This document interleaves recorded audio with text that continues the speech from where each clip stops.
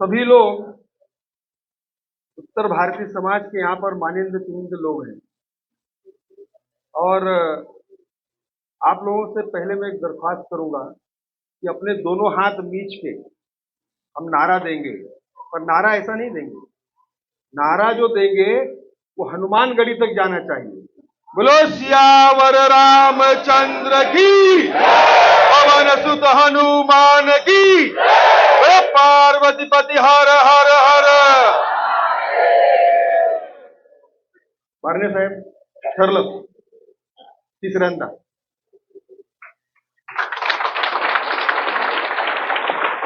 सर्वप्रथम मैं नमन करता हूं अपने भगवे ध्वज को, जिस ध्वज ने हमें संस्कार दिए, हमारा मार्ग प्रशस्त किया समाज कारण और राजकारण करने।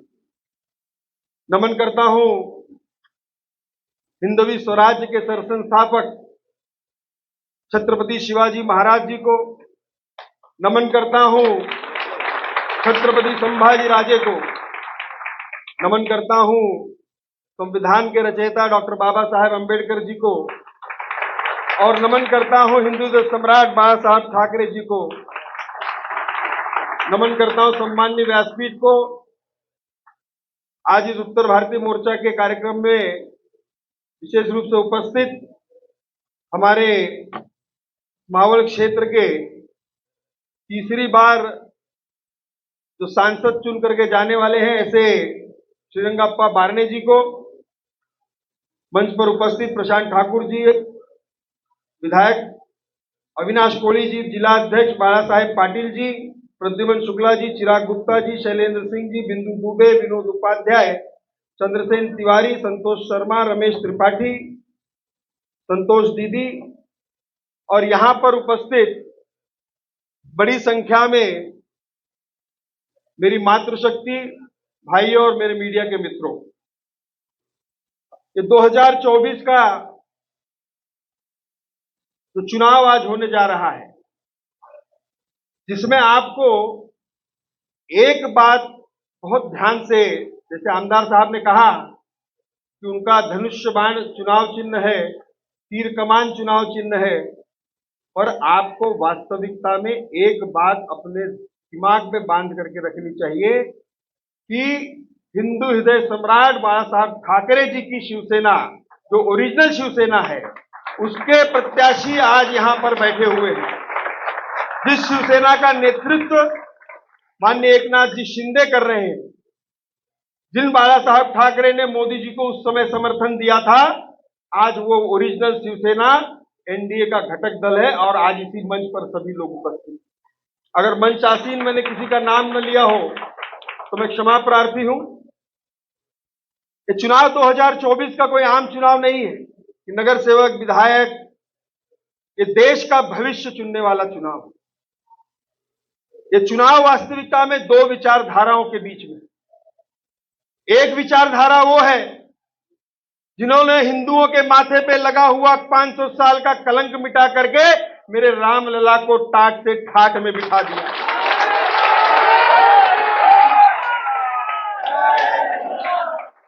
उसका नेतृत्व माननीय प्रधानमंत्री नरेंद्र मोदी जी कर रहे हैं। एक सनातन धर्म का अनुयायी हम सभी का नेतृत्व कर रहा है।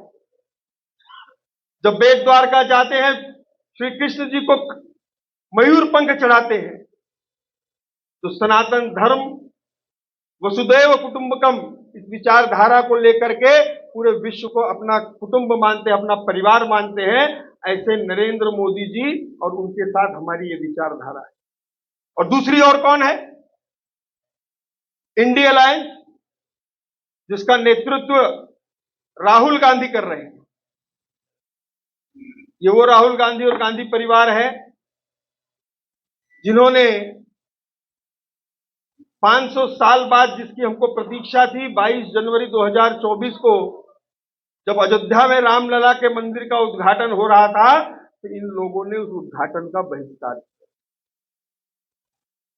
जब मोदी जी बेट द्वारका में पूजा अर्चना करते हैं तो ये लोग उनको भी अपमानित करते हैं। एक ऐसी मानसिकता, एक ऐसी विचारधारा के ये वंशज हैं, जिस प्रकार से मुगलों ने हमारे देश पर राज किया, जिस प्रकार से अंग्रेज ने राज किया, उन्होंने सबने मिलजुल करके एक ही बात सोची थी कि किसी प्रकार से सनातन धर्म को समाप्त कर दिया जाए। और वही चीज लेकर के 50 वर्षों से कांग्रेस सत्ता में थी, और कांग्रेस ने हिंदू धर्म और हिंदुओं का नाश करने का सोच किया। पर इन्हें पता नहीं था कि सनातन धर्म, हमारी जड़ें इतनी मजबूत हैं, कैसे कितने आए और गए, पर सनातन धर्म आज भी मजबूती के साथ वहां पर खड़ा हुआ। ये किस प्रकार की सोच है इनकी। आज आप सभी प्रमुख लोग हैं यहां पर, आज हम छाती ठोक के कह सकते हैं कि हम हिंदू हैं, हमें नीचापन महसूस नहीं होता। एक मानसिक प्रताड़ना दी इन लोगों ने कि हिंदू को नीचा दिखाओ, सनातन धर्म को नीचा दिखाओ। पर राम भक्तों ने मिलकर के 2014 में एक सनातन प्रेमी को इस देश का प्रधानमंत्री बनाया। उस दिन से, वास्तविकता में उस दिन से सनातन धर्म और हिंदू धर्म के संरक्षण का पर्व शुरू हो गया। एक 2014 से 2024 तक हमें एक ऐसा प्रधानमंत्री मिला जो अंत्योदय की विचारधारा को लेकर के देश चला रहा है। और उनकी निर्णयों की अगर हम बात करें तो बहुत बड़ी लंबी लिस्ट है, पर उनकी निर्णयों का मूलभूत आधार एक चीज थी कि उस निर्णयों में कभी तुष्टीकरण नहीं। उन्होंने कभी यह नहीं सोचा कि कौन सी जाति है, कौन सी धर्म है। मोदी जी ने कहा इस देश में सिर्फ 4 जातियां हैं, गरीब, किसान, महिला और युवा। और इसी को मद्देनजर रखते हुए मोदी जी ने इस देश के विकास के लिए, इस देश को विकसित करने के लिए, समाज के उस अंतिम व्यक्ति को विकास की मुख्य धारा में लाने के लिए सारी नीतियां और नियम बनाए। क्या हम कभी सोच सकते थे, क्या हम कभी सोच सकते थे कि हमारी एक आदिवासी महिला इस देश की राष्ट्रपति बन सकेगी? और जब मोदी जी के नेतृत्व में द्रौपदी मुर्मू जी को इस देश का राष्ट्रपति बनाया गया, तो कांग्रेस वालों ने उनका भी अपमान किया। क्या कहा? इनको राष्ट्रपति कहें कि राष्ट्रपत्नी? ये किस प्रकार की मानसिकता है, किस प्रकार की विचारधारा है? इनको बर्दाश्त ही नहीं होता। अगर आप पद्म पुरस्कार की यादी निकाल करके देखेंगे, बारने साहब यहां पर है, उनको पता है कि पहले कैसे पद्म पुरस्कार दिए जाते थे और आज कैसे पद्म पुरस्कार दिए जाते हैं। अगर उस पद्म पुरस्कार की यादी आप निकालेंगे तो उसमें वंचित, दलित, पिछड़े, आदिवासी, इनके बहुत सारे नाम दिखेंगे आपको, जिनको आज पद्म पुरस्कार से दिया गया है। एक समय ऐसा था, राजीव गांधी कहते थे कि मैं 100 रुपया भेजता हूं तो 15 रुपया यहां पर पहुंचता है। मोदी जी का सबसे बड़ा क्रांतिकारी निर्णय इस देश में अगर है तो सबसे पहले उन्होंने पूरे देश के गरीबों को जीरो बैलेंस का बैंक अकाउंट खुलवाया, और उसके बाद डायरेक्ट बेनिफिट ट्रांसफर की जो योजना लाई। आप सोचिए, अनुमान लगाइए कि 50 साल से, इसके पहले भी जनता की योजनाएं बनी, और उसका 85% कांग्रेस के दलाल खा जाया करते। पर आज ऐसा नहीं है। उस समय लोग हंसी उड़ा रहे थे, बैंक अकाउंट खोल के क्या होगा, ये डीबीटी से क्या होगा। अरे इन 2 योजनाओं ने तो कांग्रेस के इकोसिस्टम में पूरे दलाल थे, जो उस अंतिम व्यक्ति, गरीब व्यक्ति का पैसा खा जाया करते थे, आज उन दलालों की दुकानें बंद हो गई हैं। आज अगर केंद्र से हो या राज्य से हो, अगर पैसे लाभार्थी को मिलते हैं तो सीधे और सीधे उसके अकाउंट में जाते हैं। आज कांग्रेस पार्टी के राष्ट्रीय अध्यक्ष क्या कहते हैं कि धारा 370, मोदी जी जहां भी जाते हैं वो धारा 370 की बात करते हैं। भाई केरल में धारा 370 का क्या मतलब है, चेन्नई में क्या मतलब है, या महाराष्ट्र में क्या मतलब है? खड़गे साहब, कांग्रेस पार्टी ने तुष्टीकरण की राजनीति करके जम्मू कश्मीर को भारत से काट दिया था, और मोदी जी के नेतृत्व में आज धारा 300 समाप्त करके आज अखंड भारत का सपना देखने वाले भारतीय जनता पार्टी और भारत के लोगों ने जम्मू कश्मीर को अभिन्न अंग बना दिया है। जम्मू कश्मीर हमारा सिरताज है। हम अपने सिरताज को अपने देश से अलग नहीं होने देंगे, और वो दिन दूर नहीं है कि 2029 तक जब अगली बार बारने साहब वहां पर जाएंगे और पार्लियामेंट में जब बिल पास होगा, बारने साहेब एक शपथ घेऊन जायला लागते आपल्याकडनं, आणि आमचं उत्तर भारतीय तुमच्या सोबत आहे पूर्ण रूप. पुढच्या वेळेस आता जम्मू काश्मीर तर आला ते पीओके पण आपल्याकडे घेऊन टाकायचा. लेना है कि नहीं लेना है? लेना है ना, तो बारने साहब को वहां भेजना पड़ेगा. आज मोदी जी के नेतृत्व में देखिए 10 साल में अगर हम भारत की अर्थव्यवस्था की बात करें तो कांग्रेस पार्टी कहती थी कि भारत को 5वीं अर्थव्यवस्था बनने के लिए 30 साल लगेंगे. उनके तथाकथित जो अर्थशास्त्री हैं, इकोनॉमिस्ट, वो कहते थे. पर आज अगर आप देखेंगे तो 11वीं अर्थव्यवस्था से भारत 5वीं अर्थव्यवस्था बन गया है मात्र 10 साल में, और 2029 तक भारत विश्व की तीसरी अर्थव्यवस्था बने बगैर रह नहीं सकता. ये मैं आप सबको विश्वास दिलाना चाहता हूं. देश की जनता ने मन बना लिया है कि मोदी जी को तीसरी बार प्रधानमंत्री बनाना है. और आजकल एक जो इंडी गठबंधन एकत्रित हुआ है, उसमें तथाकथित महाराष्ट्र से अपने आप को हिंदुत्ववादी कहने वाले उद्धव ठाकरे आजकल घूम रहे हैं पूरे महाराष्ट्र भर. एक बहरूपिया है जो अपने आप को हिंदुत्ववादी कहता है. अरे हिंदुत्ववादी तो यहां है हमारे साथ. हिंदुत्व सम्राट बाला साहब ठाकरे की विचारधारा से जो चलने वाली शिवसेना है वो इस मंच पर है, और आपके साथ जो है उद्धव ठाकरे की तो हाल ऐसी हो गई है कि हिंदू धर्म और सनातन धर्म को कितना नीचा दिखा दे, अपने नए नेता राहुल गांधी को खुश करने के लिए उसमें होड़ लगाकर बैठे. उनकी हालत असल में उस नए नए मुसलमान बने हुए व्यक्ति की तरह होती है जो अल्लाह अल्लाह ज्यादा करता है. मैं जिम्मेदारी से बात कह रहा हूं. बारने साहब यहां पर हैं, एक कट्टर शिव सैनिक है. स्वतंत्र वीर सावरकर जी का अपमान करने वाले को बाला साहब ठाकरे की शिव सैनिकों ने इस महाराष्ट्र की भूमि में चप्पल से स्वागत किया था कि नहीं किया था? और आज जो स्वतंत्र वीर सावरकर का अपमान करते हैं राहुल गांधी, उद्धव ठाकरे अपने चप्पल अपने सर पर रख करके उनका स्वागत करने के लिए जाते. क्या कभी किसी ने सोचा था कि इतना परिवर्तन हो जाएगा? और उसमें भी मुंहजोरी कि हम ही हिंदुत्ववादी हैं. जनाब उद्धव ठाकरे के कैलेंडर बन रहे हैं. औरंगजेब की कब्रों पर फूल चढ़ाने वाले के साथ बैठ करके सरकार बना रहे हैं. अरे उद्धव जी,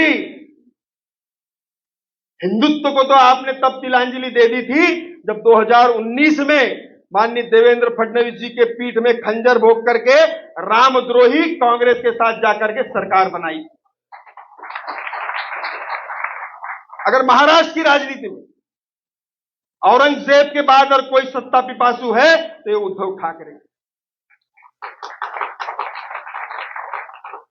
इंडी अलायंस के गठबंधन में रह करके अब इनका एक गठबंधन साथी है डीएमके, स्टालिन. स्टालिन क्या कहते हैं कि सनातन धर्म डेंगू और मलेरिया की तरह है, इसे समाप्त कर देना चाहिए. ऐसा कहने वाले को उद्धव ठाकरे महाराष्ट्र में कंधे पर लेकर के प्रचार कर रहे हैं. तो कहां है आपका हिंदुत्व? कहां गया आपका हिंदुत्व? वास्तविकता में तो बात यह है कि भारत को विकसित बनाने के लिए मोदी जी का जो विकास रथ चल रहा है, तो मोदी जी का सपना है कि भारत विकसित होगा, भारत आने वाले समय में विश्व गुरु बनेगा। उस विकास रथ को इन लोगों के पास राजनीतिक कोई जवाब नहीं। आज इतने लोग मिल करके भी मोदी जी का सामना करने में असफल है, क्योंकि देश की जनता ने मन बना लिया है कि हमको फिर से मोदी जी को ही प्रधानमंत्री बनाना। पर अब जब फेल हो गए तो इंग्लिश में कहावत है बाला साहब, if you can't convince confuse. तो अब क्या कर रहे हैं? महामानव डॉक्टर बाबा साहब अंबेडकर जी का संविधान अगर मोदी जी को 400 पार हो गए तो ये बदल देंगे। मुझे आप एक बात बताइए कि बाबा साहब ने जो संविधान लिखा है वो कभी बदला जा सकता है क्या? अरे मोदी जी एकमेव नेता इस देश में ऐसे हैं जो बाबा साहब अंबेडकर जी ने दिखाए हुए रास्ते पर चल रहे हैं। बाबा साहब हमेशा कहते थे कि राजनीतिक, शैक्षणिक, सामाजिक आरक्षण तो चाहिए ही चाहिए दलितों और वंचितों को, और अगर दलितों और वंचितों का उद्धार करना है तो उनको आर्थिक रूप से भी सक्षम बनाना पड़ेगा। और यही विचारधारा को लेकर के अगर आज आप देखेंगे तो मोदी जी की अनेकों स्कीम्स हैं, जिसमें आपको मुद्रा लोन है, विश्वकर्मा योजना है। इन सभी में बिना गारंटी के अगर पैसा मिल रहा है तो क्या हमारे देश का वंचित, दलित, शोषित, पीड़ित, क्या ये आर्थिक रूप से सशक्त नहीं हो रहा है? ये इन्हीं सब योजनाओं का नतीजा है कि आज भारत में इसके पहले गरीबी हटाओ का नारा लगता था, पर गरीबी कभी हटी नहीं। और हम सबको गर्व है कि मोदी जी के नेतृत्व में 25 करोड़ देशवासी गरीबी रेखा के ऊपर आ गए।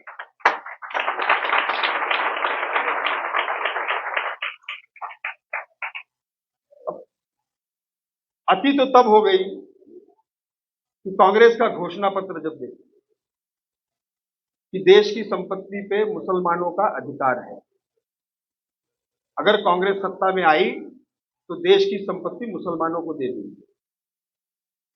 ठीक है, आपको देना है, सबसे प्रथम अधिकार मुसलमानों का है, तो भैया दलितों का नहीं है, वंचितों का नहीं है, आदिवासियों का नहीं है। आपने निर्णय कैसे ले लिया कि इस देश की संपत्ति पे अधिकार मुसलमानों का है? अब इस पे भी नहीं रुके। ये हमारी बहनें यहां पर बैठी हैं, कोई आज माता है, कोई दादी है, पर इन सब ने एक काम किया होगा कि अपने बच्चों के लिए अपने पति से कुछ न कुछ चुरा के सोना चांदी दागिना बनाया होगा कि मेरी बहू आएगी तो दूंगा। है ना सबका, किसी को बताऊंगा नहीं। और कांग्रेस सुन भी लेगी तो कुछ कर नहीं पाएगी, क्योंकि आने वाले नहीं है वो, आने वाला तो मोदी ही है। तो अब उस बचत पे भी कांग्रेस चाहती है कि उसका आधा हिस्सा उनको दीजिए। अब ये सोच देखिए, दो विचारधाराएं देखिए। महिला आरक्षण पे राजनीति करने वाले जीवन में कभी कुछ नहीं कर पाए, पर मोदी जी ने ट्रिपल तलाक भी समाप्त कर दिया, और पार्लियामेंट में जो सबसे पहला बिल पास हुआ, इन मेरी माता बहनों के आरक्षण का बिल पास हुआ। पर ये सब सोच करके कि देश ने मन बना लिया है, हम शांत से बैठेंगे तो ऐसा नहीं चलेगा। हिंदू संगठित है, उसे और संगठित होना पड़ेगा, क्योंकि इतिहास गवाह है कि जब जब हिंदू बटा तब तब हिंदू कटा। न अब हिंदू बटेगा न हिंदू कटेगा, और मजबूती से संगठित होगा और मोदी जी को समर्थन देगा कि अगली बार 400 पार।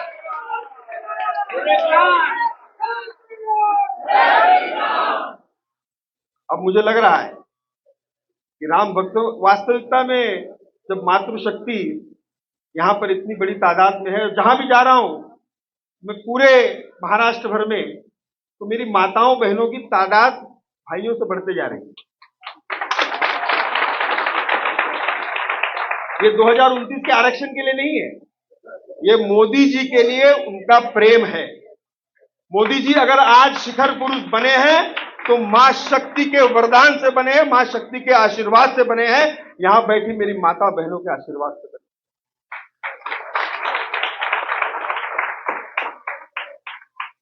एक छोटी सी कहानी अंत में आपको बताऊंगा, दो कहानी बताऊंगा कि जब हमने अक्षता वाटप की थी तो कर्नाटक की एक बूढ़ी मां, वो एक बच्चा जब अक्षता लेकर के गया तो उसके पीछे पीछे भागने लगी और लड़का भागने लगा, हमारे युवा मोर्चा का कार्यकर्ता। वो बूढ़ी दादी उसका पैर छूना चाहती, वो बोला मैं आपको पैर छूने नहीं दूंगा। तो दादी बोली कि मैं अपने जीवन में अब अंतिम पड़ाव पर हूं, मुझे विश्वास नहीं था कि मेरे रामलला का मंदिर मैं अपने जीते जी देख पाऊंगी। अरे बेटा, तू तो रामदूत मेरे सामने आया है इस ऐसी खबर लेकर के, मुझे तेरा पैर छू के आशीर्वाद मिलेगा।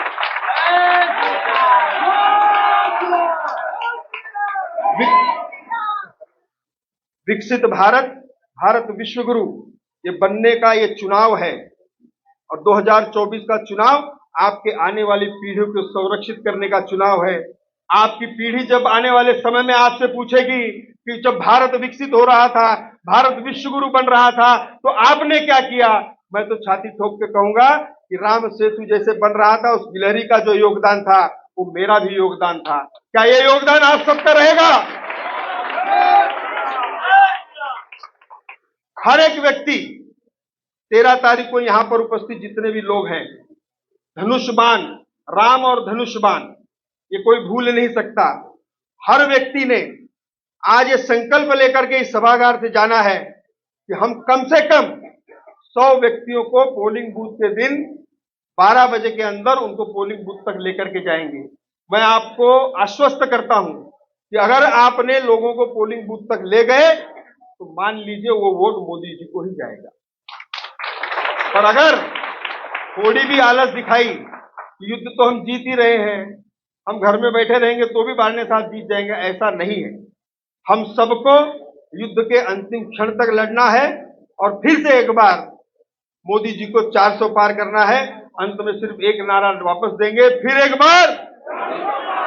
बार, अब की बार।